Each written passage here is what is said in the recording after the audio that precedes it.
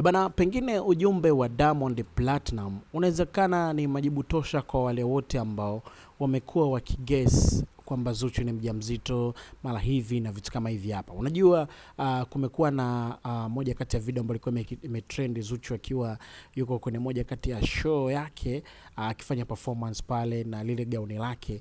So wengi wakawa wanasema kwamba Zuchu ni mjamzito kwa namna ambavyo alivyokuwa akionekana. Lakini baadaye tena tukaja kuona video ambayo Zuchu akiwa yupo kwenye kama kwenye kishughuli fulani hivi cha uswahilini huko, akiwa amekula zake kijora safi nini kapendeza. Watu wakasema yani mjamzito ndo anacheza hivi na inama na vitu kama hivyo.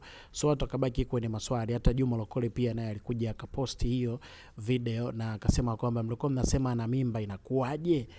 Of course kama uliona hiyo kitu. Lakini sasa Diamond Platinum bwana yupo anafanya rieso yake taratibu.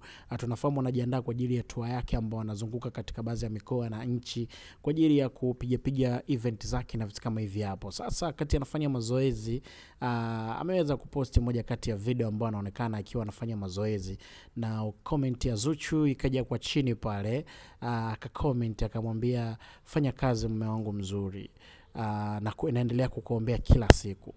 Lakini pia Diamond Platinum akaja akacomment kwa chini akasema mama kija wangu nakupenda sana ujue.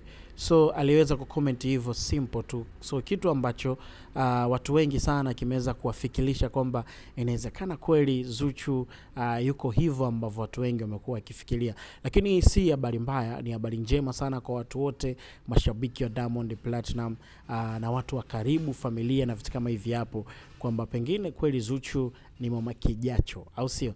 Bana, mimi nimekusogezea hii. Vipi wewe, unapenda kwa comment? Dondosha comment alafu tukae sawa.